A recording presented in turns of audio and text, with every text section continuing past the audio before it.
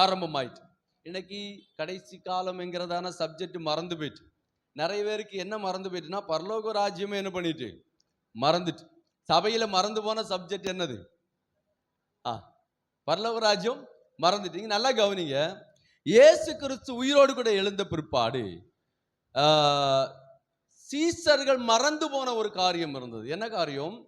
இயேசு உயிரோடு கூட இருக்கும்போது அவர் ஒரு காரியத்தை பல இடங்களில் பல முறை சீசர்களுக்கு பிரசங்கம் பண்ணியிருந்தார். என்ன அப்படின்னா, அவர் மரிப்பார், மரித்து அடக்கம் பண்ணப்படுவார், 3வது நாள் உயிரோடு கூட எழும்புவார். இவர்கள் அந்த வசனத்தை என்ன பண்ணிட்டாங்க? மறந்துட்டாங்க. ஆனா உயிரோடு கூட எழுந்த பிற்பாடுதான் அவர்களுக்கு புத்தி வந்தது. என்ன? ஆமா, ஆண்டவர் சொல்லியிருந்தார், மரிப்பதாகவும் 3வது நாள் உயிரோடு கூட எழும்புவதாகவும் அவர் சொல்லியிருந்தார். அவர் சொன்னபடி உயிரோடு கூட எழும்பினார். ஆமென், அல்லேலூயா. அதுபோலதான் இன்னைக்கு சபையில, கிறிஸ்தவ உலகத்துல மறந்து போன ஒரு காரியம் இருக்கிறது. என்ன அப்படின்னு கேட்டீங்கன்னா, கடைசி காலம், கர்த்தருடைய வருகையின் காலம், இல்லைன்னா தேவனுடைய ராஜ்யம், இந்த உலகத்துடைய முடிவு, நியாய தீர்ப்பு, நரகம், பரலோகம், இந்த சப்ஜெக்ட் எல்லாம் இன்னைக்கு உலகத்துல சபையில கிறிஸ்தவ வட்டாரத்துல இல்ல. எனக்கு தெரிஞ்சு அதை பேசுற நபர்கள் கம்மி. கொஞ்ச பேர் சபையில கொஞ்ச இடங்களில் பேசுறாங்க, நிறைய இடங்களில். எனக்கு தெரிஞ்சு ஒரு போதகர் சொல்றாரு, இதெல்லாம் பேசவே கூடாது அப்படிங்கிறார். உண்மையிலே சொல்றாரு, வருகையை பத்தி பேச வேண்டாம், அவங்களை பயமுறுத்த வேண்டாம், நியாய தீர்ப்பு பத்தி பேச வேண்டாம், நரகத்தை பத்தி பேச வேண்டாம், பயமுறுத்துறாங்க அப்படிங்கிறாங்க. இது பயமுறுத்தும்படியாக தேவன் எழுதி நம்முடைய கரங்களில் கொடுக்கல. அப்படின்னா பைபிள் எழுதப்பட்டிருக்கிறது எல்லாமே எப்படிதான் இருக்கு?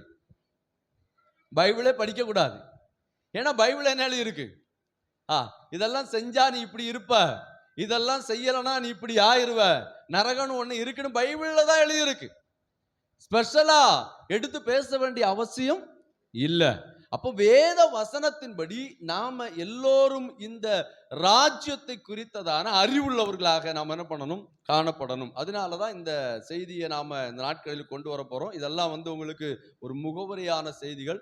பின்னாடி நாம தீர்க்க தரிசனத்தின் நிறைவேறுதலை குறித்து நாம பார்க்க போகிறோம். ஓகே, கடைசி காலம். இன்னொரு வசனத்தை கூட வாசிக்கலாம். 1 யோவானின் புஸ்தகம் 2ஆம் அதிகாரம் 18வது வசனம். ஓகே, இங்க அப்போஸ்தலனாகிய யோவான் சொல்லுகிற ஒரு காரியம் என்ன? இது கடைசி காலமாக இருக்கிறது. அந்திக்கிறிஸ்து என்கிற ஒருவன் வருவான் என்று நீங்கள் கேள்விப்பட்டு இருக்கிறீர்களே, இப்போது அநேக அந்திக்கிறிஸ்துகள் இங்கே இருக்கிறார்கள். அப்போ யோவான் சொல்லுகிறார், இது கடைசி காலம். எப்போ? யோவானுடைய ஊழியத்தின் நாட்களில், சுமார் கிபி 70-80 இந்த காலகட்டத்தில் யோவான் சொல்லுகிறார், இது கடைசி காலம், இப்போது அந்திக்கிறிஸ்துகள் வந்திருக்கிறார்கள், காலம் நெருங்கி விட்டது. அப்போ வேத புஸ்தகம் எழுதினதான இல்லைன்னா எழுதப்பட்ட காலத்திலிருந்து கடைசி காலத்தை குறித்ததான விழிப்புணர்வை ஜனங்களுக்கு அப்போஸ்தலர்களும் பின்னாடி வந்த ஊழியர்கள் எல்லாம் கொடுத்து கொண்டிருந்தார்களாம். அல்லேலூயா. இப்போ உங்களுக்கு ஒரு சந்தேகம் இல்லைன்னா நமக்கு ஒரு கேள்வி எழும்புச்சுன்னா, சரி, கடைசி காலம் கடைசி காலம் கடைசி காலம்னு சொல்லி அன்னைக்கு இருந்து பேசிட்டு இருக்கிறாங்க. இப்ப நான் சொன்னோம்ல, என்னைக்கு? அப்போஸ்தலருடைய நாட்கள்ல இருந்து பேசுறாங்க. இப்ப சுமார் எத்தனை வருஷம் ஆச்சு? ஒரு 2000 வருடம். 2000 வருடமா பேசிட்டு இருக்கிறாங்களே, இந்த 2000 வருடமா இயேசு வரலையே, அப்புறம் ஏன் அன்னையிலிருந்து பேசிட்டு இருக்கிறாங்க? இன்னைக்கு பேச வேண்டியதானே? இல்லைன்னா அந்த காலம் நெருங்கும் போது பேச வேண்டியதானே? அன்னையிலிருந்து இந்த காரியத்தை பேசுறாங்க. நீங்க என்ன நினைக்கிறீங்க? ஏன் இதை குறித்து பேசுறாங்க? வருகை வரைக்கும் பேசணும். ஓகே, நான் ஒரு விஷயம் சொல்றேன். இப்ப எனக்கு 44 வயதாயிடுச்சு. இன்னைக்கு 44 வயசு. நான் இனி எத்தனை வருஷம் வாழ்றேன்னு எனக்கு தெரியாது. ஒருவேளை 50 வயசுல நான் செத்து போயிட்டேன் அப்படின்னா, எனக்கு இந்த வருகை குறித்ததான அறிவு இல்லை அப்படின்னா, எனக்கு இந்த காலத்தை குறித்ததான தெளிவு இல்லை அப்படின்னா, நான் ஆயத்தப்படலை அப்படின்னா, நான் செத்து போன பிற்பாடு நான் எழும்ப முடியாது. நல்லா புரிஞ்சுக்காங்க. இந்த கடைசி காலத்தை பத்தி நாம கற்றுக்கொள்ளும் போது, படிக்கும் போது, ஒருவேளை அடுத்த வருடமோ இல்லைனா 10 வருடத்துக்கு அப்புறமோ இல்லைனா ஒரு 100 வருடத்துக்கு அப்புறமோ இயேசு வரலாம். அது நமக்கு பிரச்சனை இல்லை. நாம இந்த உலகத்துல வாழ்ந்து கொண்டிருக்கும் போது நம்முடைய கடைசி காலத்துக்கு முன்னாடியே நாம ஆயத்தப்படணும். அல்லேலூயா. புரியுதா உங்களுக்கு? அதுக்கு தான் இந்த வசனத்தை நம்ம கற்றுக்கொள்றோம். நான் சொல்றது இப்போ நான் சொல்லணும்ல 44 இன்னும் ஒரு 10 வருஷமா 20 வருஷம் வாழ்றேன்னு வைங்களேன். ஒரு 20 வருஷம் போட்டா ஒரு 64 நான் செத்து போறேன்னு வைங்களேன். 64 நான் செத்து போயிட்டோம் அப்படின்னா இந்த இருக்கிற 20 ஆண்டுகளுக்குள்ள நான் வருகை குறித்ததான அறிவுள்ளவனாக மாறணும். அல்லேலூயா. அதுக்கு தான் இந்த சத்தியம். இயேசு வர்றது ஒருவேளை லேட் ஆகலாம், நான் இல்லைன்னு சொல்லல. ஒருவேளை நாளை கூட வரலாம், தெரியாது. அடுத்த மாசம் வரலாம், அடுத்த வருடம் வரலாம், இல்லைன்னா இன்னும் 2 வருஷத்துக்கு அப்புறமா வரலாம். அது நமக்கு பிரச்சனை இல்லை. ஆனா நாம ஒவ்வொரு நாளும் நம்முடைய நாட்களை கணக்கு பார்த்து கொண்டே இருக்கணும். காலம் நெருங்கி விட்டது, நம்முடைய காலம் நெருங்கி விட்டது. இயேசு வருவதற்கு முன்பதாக நாம் மரித்தால், அந்த அறிவோடு கூட மரித்தால், பரிசுத்தமாய் மரித்தால், தேவனுடைய வருகைக்கு ஆயத்தம் உள்ளவர்களாக மரித்தால் ரகசிய வருகையில உயிரோடு கூட எழும்புவோம். இல்ல கடைசி வரைக்கும் எண்ணத்தை உண்போம், எண்ணத்தை உடுப்போம், இந்த உலகத்திற்காக நாம் எப்படி இருக்கலாம் அப்படின்னு சொல்லி யோசித்து வாழ்ந்து வாழ்ந்து மரித்து போனால் எக்கால சத்தம் துணிக்கும் போது என் காதுகளில் அந்த சத்தம் கேட்காது. அல்லேலூயா. நிறைய பேர் சொல்றாங்க, எனக்கு தெரிஞ்சு நிறைய ஊழியர்கள் இந்த வசனம் பேச வேண்டாம் அப்படிங்கிறாங்க, இந்த காரியங்களை வேண்டாங்கிறாங்க. வெளிப்படுத்துற விசேஷமே பைபிள்ல வேண்டான்னு ஒரு கூட்டம் சொல்லிக்கிட்டு இருக்கு. அது தேவையே இல்லை. ஒரு கூட்டம் சொல்லுகிறது வெளிப்படுத்துற விசேஷம் என்கிறது அது ஒரு புஸ்தகம் அல்ல, அதுல கொடுக்கப்பட்டிருக்கிற காரியம் எல்லாம் வெறும் ஓமைகள் மட்டும்தான், ஓமைகளாக சொல்லப்பட்டிருக்கிற ஒரு கதை இல்லையா, ஒரு எக்ஸாம்பிள், அவ்வளவுதான். அது உண்மை சம்பவம் இல்லை அப்படின்னு ஒரு கூட்டம் சொல்லிக்கிட்டு இருக்கிறாங்க. ஏன்னா அதுல எழுதப்பட்டிருக்கிற காரியங்கள் முழுவதும் கடைசி காலத்திலே நடக்கிறதான நிகழ்வுகள், தீர்க்க தரிசன வசனங்கள். அதை புரிந்து கொள்ளல, இல்லைன்னா அதை புரிந்து கொள்ள முயற்சி எடுக்கல. ஏன் அதை புரிந்து கொள்ள முயற்சி எடுக்கல அப்படின்னு கேட்டீங்கன்னா அதை குறித்ததான அக்கறை இல்லை, அதை குறித்ததான விழிப்புணர்வு இல்லை, அதை குறித்ததான அந்த பாரம் அவர்களுக்கு இல்லை. அல்லேலூயா. கடந்த நாட்களில் நம்ம ஹரினுக்கு ஞானஸ்தானம் கொடுக்கணும் அப்படின்னு சொல்லி நான் போன வருஷமே சொன்னேன், கரிஷ்மாய்க்கும் கரீனுக்கும் ஒன்னா கொடுக்கலாம் அப்படின்னு. அப்ப ஜென்சி ஒய்ஃப் சொன்னா வேண்டாம், கொடுக்க வேண்டாம் அப்படின்னு. இப்ப இந்த வருஷம் சொல்றா கொடுத்துருவோம் எப்படியாவது. ஏன் தெரியுமா? 3ஆம் மகா யுத்தம் வருது. காலத்துல அந்த நிறைவேறுதல் தீர்க்க தரிசனம் நிறைவேறிக்கிட்டு இருக்கு. உண்மை. ஏன்னா நாம எதைதான் பார்க்கணும்? இதுதான் பார்க்கணும். வசனத்தை பார்க்கணும், வசனத்தை ஆராய்ந்து பார்க்கணும், தீர்க்க தரிசனத்தை ஆராய்ந்து பார்க்கணும். நல்லா கவனிங்க. ஒருவேளை இயேசு இந்த 3வது மகா யுத்தம், இப்போது நடந்து கொண்டிருக்கிறதான இந்த யுத்தம் 3வது மகா யுத்தமா மாறினால் வசனத்தின்படி ரகசிய வருகை இருக்கும். அப்ப ரகசிய வருகையிலே நாம் ஆயத்தப்படாமல், வருகைக்கு நம்மை ஒப்பு கொடுக்காதபடி, பரிசுத்தமான ஒரு வாழ்க்கை வாழாதபடி நாம் இருந்தோமானால் தேவனுடைய ராஜ்யத்துக்குள் பிரவேசிக்க முடியாது. அல்லேலூயா. அதனாலதான் இந்த சத்தியத்தை நாம் இந்த நாட்களிலே கற்று வருகிறோம். உங்களுக்கு புரியுதா? நான் முகவுரையா அந்த காரியத்தை ஏன் சொல்றோம் அப்படின்னா, நீங்க ஏன் இதை குறிச்சதான அந்த பாடத்தை படிக்கணும், எதுக்காக இந்த மீட்டிங் நம்ம நடத்துறோம். நிறைய மீட்டிங் இருக்குது இல்லையா? சில மீட்டிங் எல்லாம் பாத்தீங்க அப்படின்னா அந்த ஹெட்டிங்கே பயங்கரமா இருக்கும். என்னது ஒரு இப்ப சமீபத்துல ஒரு இதை நான் பார்த்தேன், நினைத்து பார்க்க முடியாத அளவுக்கு அற்புதங்களை செய்யும் கூட்டம். என்னன்னு எனக்கு தெரியல, நினைச்சே பார்க்க முடியாத அளவுக்கு அற்புதம் நடக்கும். சரி பரவாயில்ல, நினைச்சு பார்க்க முடியாத அற்புதம் நடக்கட்டும், நல்லது. அற்புதங்கள் எல்லாம் வேண்டாம் நான் சொல்லல, நடக்கட்டும். சில மீட்டிங்குடைய தலைப்பு நான் சொல்றேன். ஏன் இன்னைக்கு ஸ்பெஷல் மீட்டிங்ல இப்படிப்பட்ட காரியங்களை பேசல அப்படின்னா நீங்க என்ன நினைக்கிறீங்க? ஏன் பேசல? இந்த காரியங்களை பேச விடாமல் பிசாசானவன் அவங்களுடைய மனக்கண்களை குருடாக்கிட்டான். அல்லேலூயா. இது பேசக்கூடாது. இதை பேசினா என்ன நடக்கும்? நாம விழிப்புணர்வு அடைவோம், நாம வருகைக்கு ஆயத்தப்படுவோம், நம்ம கிட்ட எண்ணம் ரெடியா இருக்கும், நாம புத்தி உள்ளவங்களா மாறிடுவோம். அப்ப எக்கால சத்தம் தொனிக்கும் போது மேல போயிருவோம். இது யாருக்கு தெரியும்? பிசாசுக்கு தெரியும். பிசாசு நல்லா படிச்சு வச்சிருக்கிறான் பைபிள. அவன் இதை படிச்சு வச்சுட்டு தான் கர்த்தருடைய வருகைக்கு போகாமல் இருக்கும்படி இப்படிப்பட்டதான காரியங்களை பிசாசு கொண்டு வந்து விதைக்கிறான். அல்லேலூயா. அதனால நாம இந்த கடைசி நாட்களிலே வருகையை குறித்து இல்லைன்னா கடைசி காலத்தை குறித்து கற்றுக்கொள்ளணும். இங்கே பவுல் சொல்லுகிறார், யோவான் சொல்லுகிறார், இது கடைசி காலம். அல்லேலூயா. கடைசி காலத்துல நான் இருக்கிறோம். காலம் நிறைவேறின போது இயேசு பிறந்தார். அடுத்து கடைசி காலத்தின் அடையாளமாக பரிசுத்த ஆவியானவர் பூமியிலே ஊற்றப்பட்டார். அப்போஸ்தலனாகிய யோவான் சொல்லுகிறார், இது கடைசி காலமாக இருக்கிறது. அதனால இந்த கடைசி காலத்திலே நாம் அவருடைய வருகைக்காக ஆயத்தப்பட வேண்டும். சரி, இப்ப நம்ம கடைசி காலத்தை எப்படி கற்றுக்கொள்ள போறோம் அப்படின்னு கேட்டீங்கன்னா, ஒரு 3 பிரிவுகளாக பிரிச்சு நாம பார்க்க போறோம். அதாவது மொத்தமா நாம படிச்சோம் அப்படின்னா அது என்னதான் மாறும், ஒரு ஆர்டரா இருக்காது இல்லையா. முதல்ல நாம கடைசி காலத்தின் அந்த அறிகுறிகள், அந்த நிகழ்வுகள், அது எப்படி நடக்கும், வேத வசனத்தின்படி அதை நாம எப்படி புரிந்து கொள்ளலாம், இல்லைன்னா வேத வசனத்தில் எழுதப்பட்டிருக்கிறதான அந்த வார்த்தைகள் இப்போது எப்படி நிறைவேறி இருக்கிறது, அதை நாம என்ன பண்ணலாம், முதலாவது பார்க்கலாம். எப்படி இதை நாம பிரிச்சு படிக்கணும் அப்படின்னு கேட்டீங்கன்னா, ஒண்ணு, ஆவிக்குரிய உலகிலே மாற்றங்கள் இந்த உலகத்திலே சம்பவிக்கும். ஆவிக்குரிய உலகம், அதாவது கிறிஸ்தவ வட்டாரத்துல, சபைகளில, உபதேசங்களில மாற்றங்கள் உண்டாகும். இது கர்த்தருடைய வருகையின் அடையாளம், கடைசி காலத்துடைய அடையாளம். இரண்டாவது, பிரபஞ்சத்துல, அதாவது இந்த பிரபஞ்சத்துல மாற்றங்கள் சம்பவிக்கும். இயற்கையில மாற்றங்கள் சம்பவிக்கும். பிரபஞ்சத்திலையும் இயற்கையிலும் மாற்றங்கள் சம்பவிக்கும்.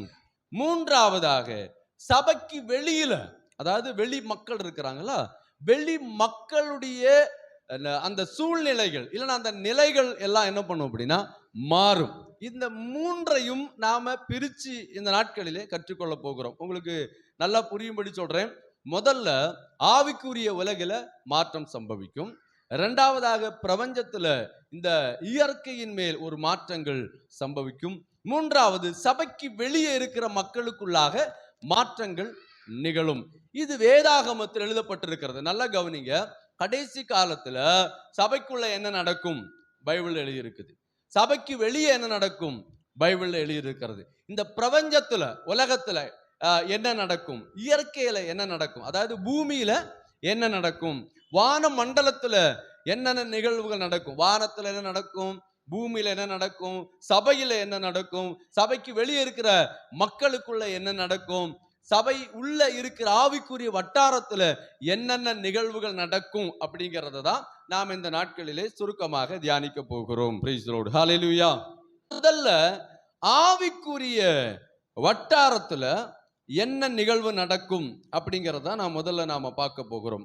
ஆவிக்குரிய உலகத்துல, ஆவிக்குரிய வட்டாரத்துல கடைசி காலத்துல என்ன நடக்கும். நான் முன்னாடி இதுவரைக்கும் பேசின வசனத்திலிருந்து நீங்க ஒரு காரியத்தை புரிஞ்சிருப்பீங்க. இது கடைசி காலம். ஏன் இந்த கடைசி காலத்தை குறித்து நாம கற்றுக்கொள்ளணும், அதோடைய நோக்கம் என்ன, பயமுறுத்துவதற்கு அல்ல இல்லையா. இங்க இருந்து நான் முன்னாடி நியாயத்தீர்ப்புங்கிற மீட்டிங் நடத்திட்டு இருந்தேன். அப்ப இங்க இருந்து ஒரு பிரதர் வந்தார். அவர் வந்து வசனத்தெல்லாம் கேட்டுட்டு அப்புறம் ரொம்ப நாள் வரல. அவன் கேட்டேன், என்ன பிரதர் வரலன்னு கேட்டேன். நீங்க சொல்ற வசனம் எல்லாம் பயமா இருக்கு எனக்கு, அதனால அது கேட்க எனக்கு முடியல. அப்ப நான் சொன்னேன், ஓகே, பயமா இருக்குன்னா நீங்க அதை கேட்டு மனம் திரும்ப வேண்டியதானே. எனக்கு மனம் திரும்பணும்னு ஆசை இருக்கு, ஆனா முடியல. அல்லேலூயா. அவருக்கு தெரியுது எது இது உண்மை, இதான் சரி, ஆனா எனக்கு அதை என்ன பண்ண முடியல, கடைபிடிக்க முடியல அப்படிங்கிறார். அப்போ இது பயம் முறுத்துகிற ஒரு கூட்டம் அல்ல, இல்லைன்னா பயம் முறுத்துகிறதான ஒரு செய்தி அல்ல.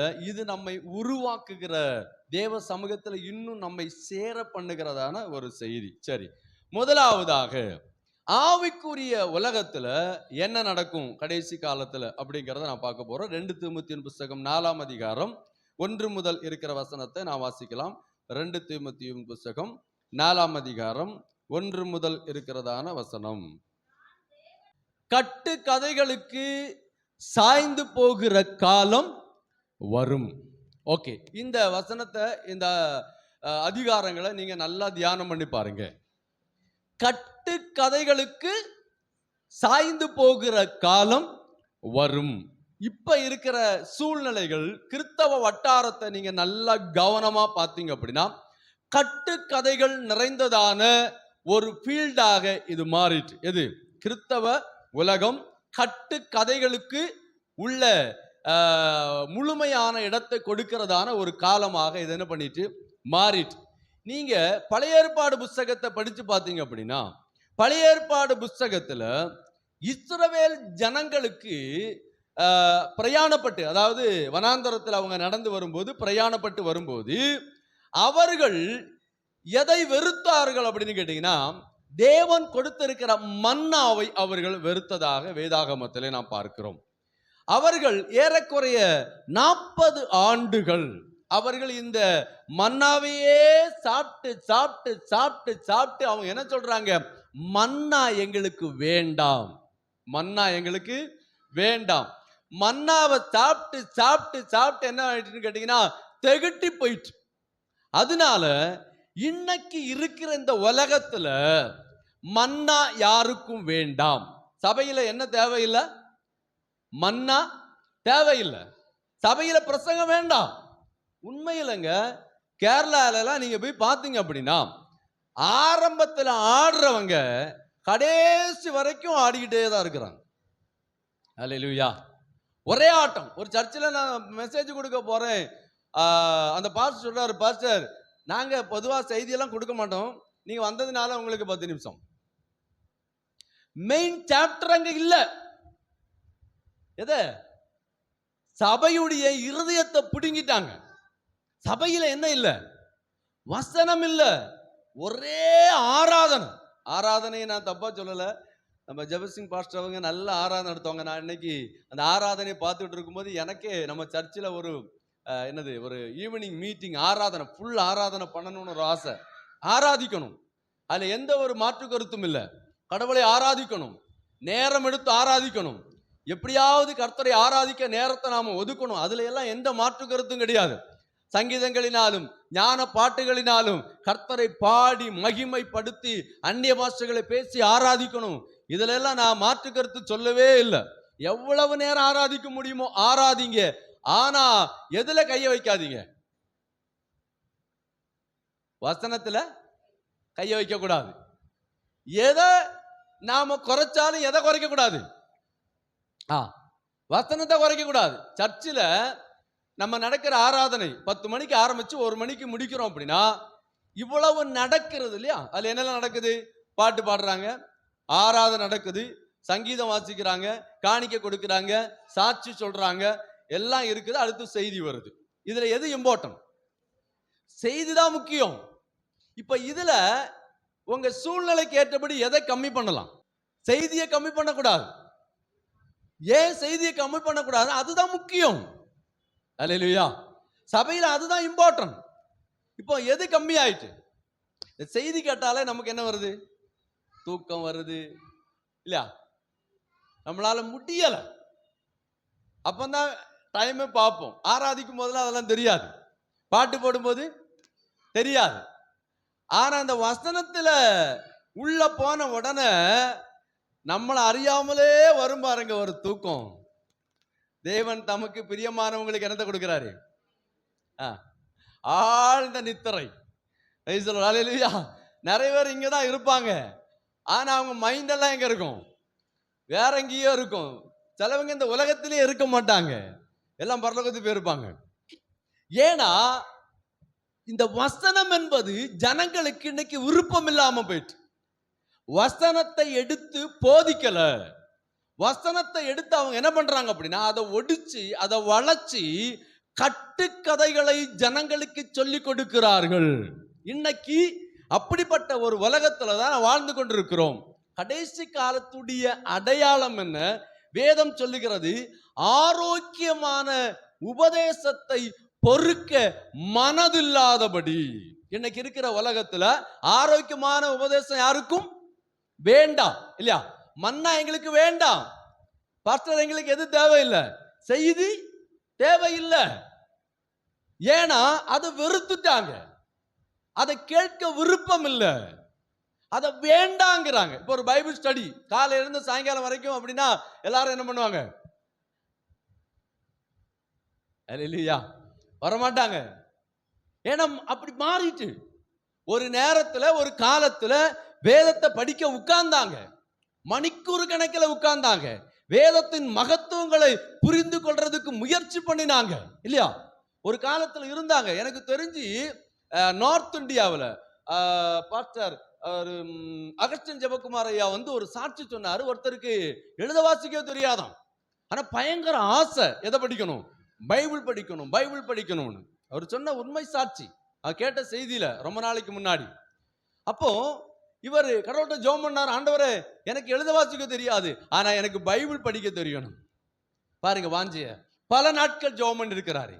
அதுக்கப்புறம் உண்மை, அவர் சொன்னது உண்மையா இருந்தா நான் சொல்றது உண்மை, உண்மையிலேயே பைபிள் மட்டும்தான் படிப்பாராம், வேற எதுவுமே அவரால் படிக்க முடியாது, பைபிள் மட்டும் படிப்பார். அப்போ வாஞ்சை இருந்துச்சு. இன்னைக்கு நான் சொல்றேன், நீங்க நிறைய நேரம் ஜெபம் பண்ணுங்க, தப்பு இல்ல. நிறைய நேரம் ஆராதிங்க, தப்பு இல்ல. நீங்க வீட்டில் இருக்கும் போதெல்லாம் பாடுங்க, தப்பு கிடையாது. பாடிக்கிட்டே இருங்க, நல்லா ராகத்துல பாடுங்க, நல்ல ஆண்டவரை மகிமைப்படுத்துங்க. அதுல ஒன்னும் நான் தடை சொல்லவே இல்லை, அதை ஸ்டாப் பண்ண சொல்லல. ஆனால் இதை எடுத்துறாதீங்க. அல்லேலூயா. அதாவது இங்க லைட் எரிஞ்சுக்கிட்டு இருக்குல்ல, லைட் எல்லாம் போட்டாச்சு, ஃபேன் எல்லாம் ஓகே, சுவிட்ச் எல்லாம் ரெடி, வயரிங் எல்லாம் முடிஞ்சாச்சு. பீஸை பிடிக்கிட்டு போனா எல்லாம் சாப்டர் முடிஞ்சு போச்சு. எல்லாம் இருக்கு, ஃபேன் இருக்குது, டியூப்லைட் இருக்குது, சுவிட்ச் கொடுத்துருக்குறாங்க, எல்லாம் ஓகே. ஆனா எது இல்ல? பீஸ் இல்ல. பிசாசு எதை பிடிக்கிட்டான்? சபையில் இருந்து பீஸ பிடுங்கிட்டான், சபையில் இருந்து வசனத்தை பிடுங்கிட்டான். இப்ப எது இல்ல சபையில? வசனம் இல்ல. அல்லேலூயா. ஒரு அவல நிலை. வேதம் சொல்லுகிறது, உங்களுக்கு தெரியும் அந்த வசனம், கடைசி காலத்துல ஒரு பஞ்சம் வரும். என்ன பஞ்சம்? ஆகாரத்தினால வருகிற பஞ்சம் அல்ல, தண்ணீர்னால வருகிற பஞ்சம் அல்ல, வசனத்தை கேட்க முடியாதபடியான ஒரு பஞ்சம் இந்த உலகத்துல வரும். இது கடைசி காலத்தின் அடையாளம். பாருங்க, அதனாலதான் நம்மளை ஏமாத்துறதுக்கு ஒரு குரூப் எழும்பி உபவாச கூட்டம்னா என்ன, இந்த பக்கம் ஒரு ஸ்டெப்பு போட்டா, இந்த பக்கம் ஒரு ஸ்டெப்பு போட்டா, முன்னாடி ஒரு ஸ்டெப்பு, பின்னாடி ஒரு ஸ்டெப்பு, என்ன முடிஞ்சிச்சு? பாஸ்டிங் பிரேயரே முடிஞ்சிச்சு. இதுதான் கட்டுக்கதை. பைபிள் எழுதியிருக்கா? அப்படி பைபிள் எழுதல, அது கேட்டுக்கிட்டு இருக்காங்க பாருங்க கீழே. பைபிள் படிக்காதவங்க, பைபிளை குறித்து நாலேஜ் இல்லாதவங்க. அவர் அவ்வளவு தைரியமா பேசுறாரு அப்படின்னா, பகிரங்கமா பேசுறாரு அப்படின்னா, கீழே இருக்கிறவன் எழும்பி பாஸ்டர் எந்த வசனத்துல இருக்கு சொல்லுங்கன்னு கேட்டிருந்தா பிரசங்கம் பண்ணிருப்பாரா? அல்லேலூயா. ஓப்பனா சொல்றாரு, சினிமா பாட்டுல இருந்து தீர்க்க தரிசனம் வருங்கிறாரு. நான் பல முறை கூட சொல்லியிருக்கிறேன். எதுக்கு சொல்றேன்? இந்த வசனத்தோட ஒப்பிட்டு நான் சொல்றேன், இதெல்லாம் கட்டுக்கதைகள்.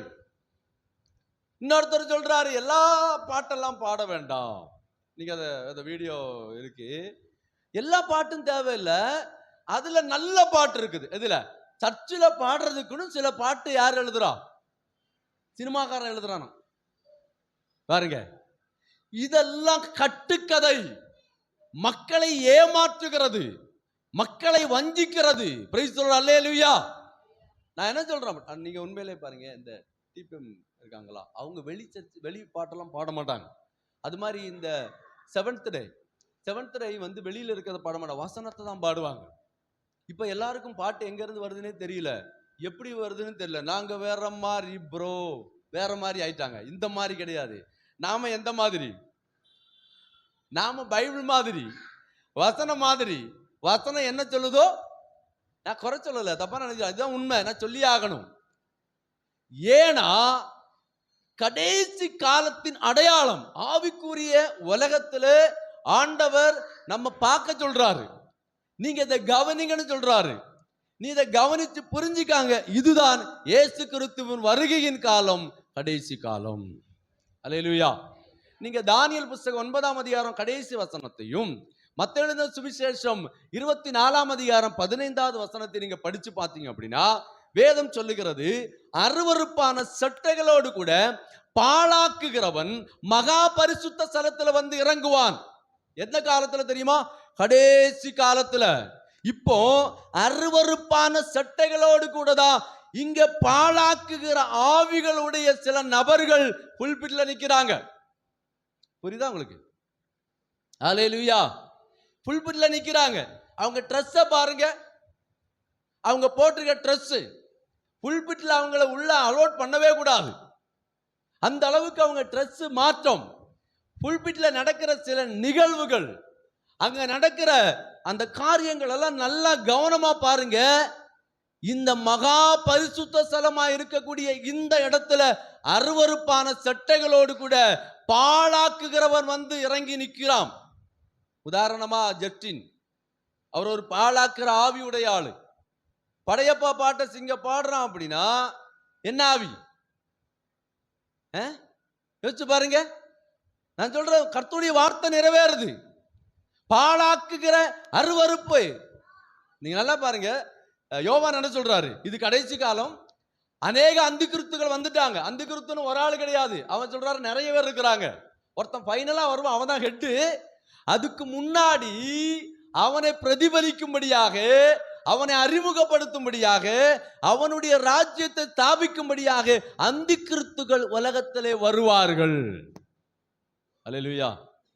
நான் ஓப்பனா சொல்றேன், இவங்க எல்லாம் யார் தான்? நீங்க என்ன நினைக்கிறீங்க? அந்திகிறிஸ்துவின் ஆவியை உடையவர்கள். இந்த இடத்துல அது என்ன பண்ணக்கூடாது. அதாவது இப்போ ஓகே, நீங்க ஒரு 30 வருஷத்துக்கு முன்னாடி இருந்தீங்கன்னா நீங்க யாரும் எங்க வரக்கூடாது. ஞாபகம் இருக்கா? உள்ள விட மாட்டாங்க. பெண்கள் வரக்கூடாது, பிள்ளைங்க வரக்கூடாது, பாஸ்டர் மட்டும் தான் வரணும். நான் ஃபர்ஸ்ட் ஊழியத்துக்கு வரும்போது திருவிருந்து பாத்திரத்தை நான் தான் கழுவணும், நான் தான் பிரெட் செய்வேன், நான் தான் ரகசியமா உள்ள செய்வேன், ரொம்ப பயபக்தியா செய்வேன். அன்னைக்கு இருந்துச்சு, அன்னைக்கு இருந்த பயபக்தி எனக்கு குறைஞ்ச மாதிரி தான் தெரியுது. அப்படியே நான் ஃபர்ஸ்ட் ஆரம்ப கட்டம் அப்படிதான். இங்க ப்ரேயர் நடந்துகிட்டு இருக்கோம். அப்ப நான் உள்ள, அப்ப இந்த எங்களுடைய பேக் சைட்ல தான் கிச்சன், இதுக்கு பேக் சைட்ல பின்னாடி போய் அதை நான் செஞ்சுட்டு வருவேன். எல்லாரையும் உட்கார வச்சு அந்த வசனத்தை போதிச்சு பயபக்தியா கொடுத்து விட்டுறணும். இன்னைக்கு அது மாறிட்டு கேரளாவில் ஒரு பாஸ்டர் சொல்றாரு, திராட்சை ரசத்துக்கு பதிலாக கொக்கோ கோலா கொடுக்கலாம் அப்படிங்கிறார். உண்மை. அப்போ இதெல்லாம் எதை குறிக்கிறது? இப்படி எல்லாம் துணிகரமா அவங்க பேசுறாங்கன்னா இவங்களுக்கு பின்னாடி நிக்கிற ஆவிகள் என்ன? அல்லேலூயா. இது எப்படி உள்ள வந்துச்சு? இந்த காரியத்தை எப்படி கிறிஸ்தவ உலகம் சகித்துக் கொள்ளுகிறது? பாருங்க, என்னால முடியல, சகிக்க முடியல, உண்மையில என்னால முடியல. இதெல்லாம் கேட்கும் போது, இதெல்லாம் பார்க்கும் போது எனக்கு ரொம்ப வருத்தமா இருக்கு. அல்லேலூயா, அல்லேலூயா. இந்த இடம் வந்து ரொம்ப பரிசுத்தமான இடம். இங்கே வந்து இது புல்பிட் அப்படிமாங்க இல்லையா? அதான் மகா பரிசுத்த ஸ்தலம், தேவன் வந்து இருக்கிற இடம். இது ஒரு மாதிரியான இடம். அந்த காலத்தில் இருக்கிற போதகர்கள் அப்படிதான் இருந்தாங்க.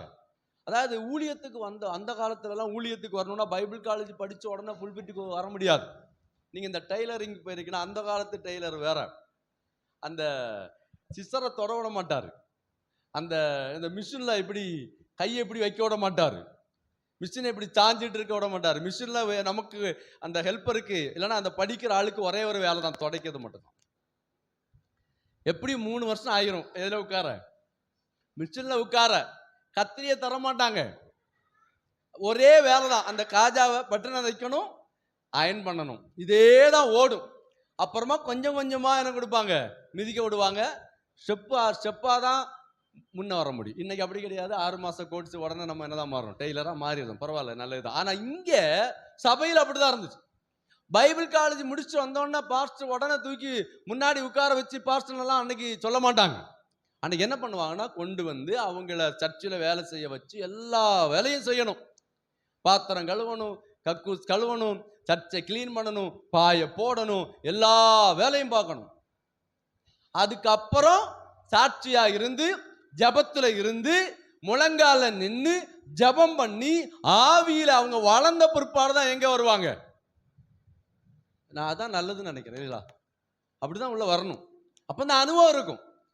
இப்ப மைக்கு பிடிச்சவங்க எல்லாம் யாரு? எல்லாம் பாஸ்டர், எல்லாம் தீர்க்கதரிசிகள், எல்லாம் அப்போஸ்தலர்கள். அல்லேலூயா. வேத வசனத்தின்படி, அதாவது இயேசு கிறிஸ்துவை எத்தனை வருஷம் வெயிட் பண்ணாரு? 30 வருடங்கள் வெயிட் பண்ணார் இல்லையா? 30 வருடங்களுக்கு அப்புறம் தான் என்ட்ரு ஆகுதார். எங்க? ஞானஸ்தானத்துல. வந்தவன உடனே வரல, 40 நாட்கள் போறாரு உபவாசம் இருக்க.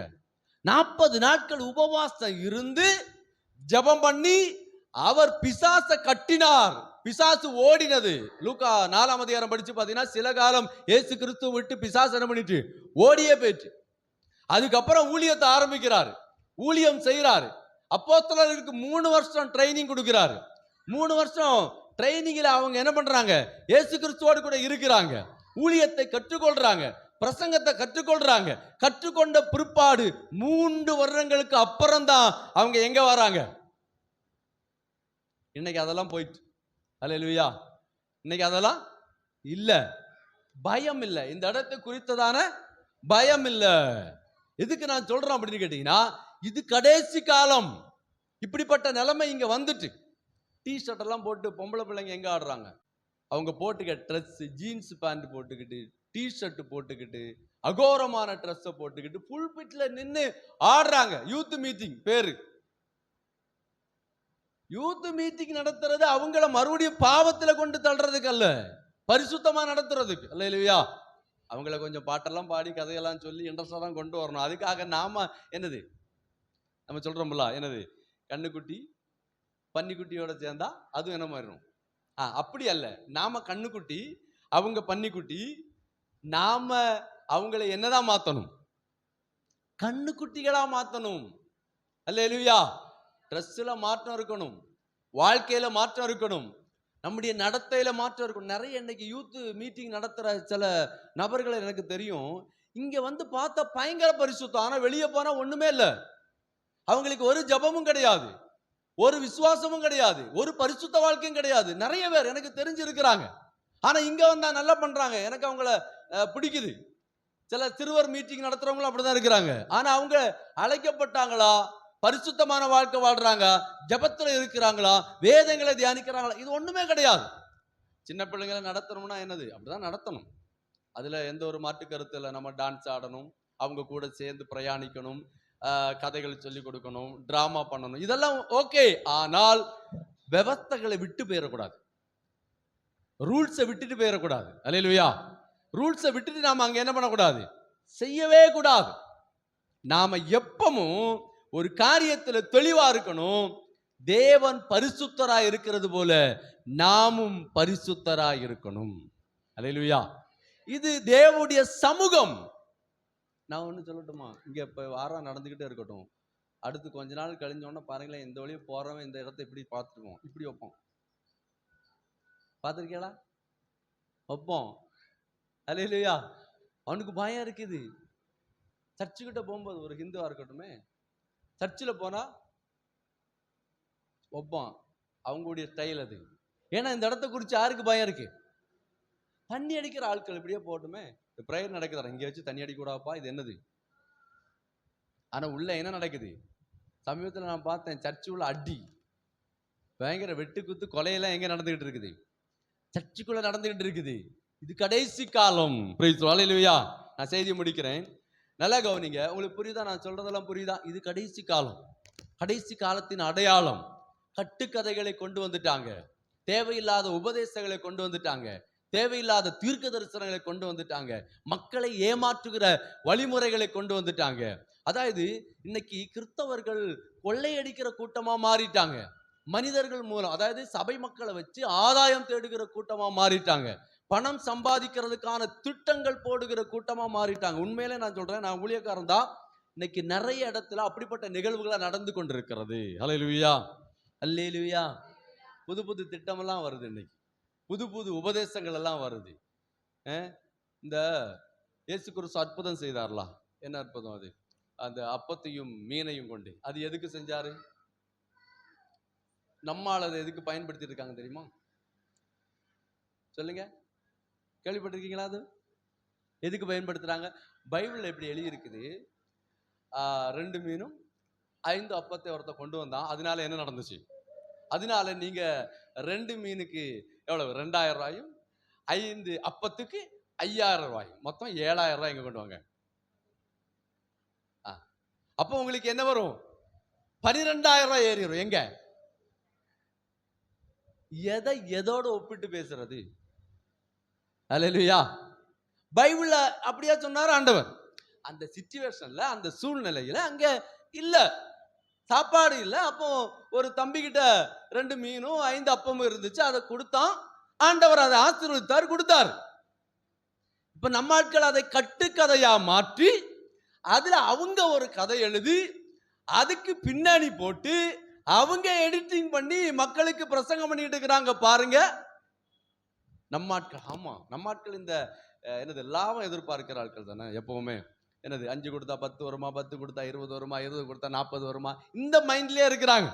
அதனால அவங்கள என்ன பண்றாங்க, ஓ அப்ப 7,000 ரூபாய் கொடுத்தா 12,000 ரூபாய், ஓ அப்ப என்ன பண்ணிடலாம், நம்ம என்ன சொல்ல, ஏமாறுகிறவர்கள் இருக்கிற வரைக்கும் நம்மளை என்ன பண்ணிட்டு இருப்பாங்க. அல்லேலூயா. கடவுள் அதை பத்தி பேசவே இல்லை. சில வசனங்களை பேசுறாங்க, அந்த வசனம் எதற்காக எழுதப்பட்டதுன்னு அவங்களுக்கு தெரியல. எதற்காக அந்த வசனத்தை கர்த்தர் அங்க வச்சிருக்கிறாரு அப்படிங்கறது தெரியல. அதை அப்படியே எடுத்து வேற மாதிரி கொண்டு வராங்க.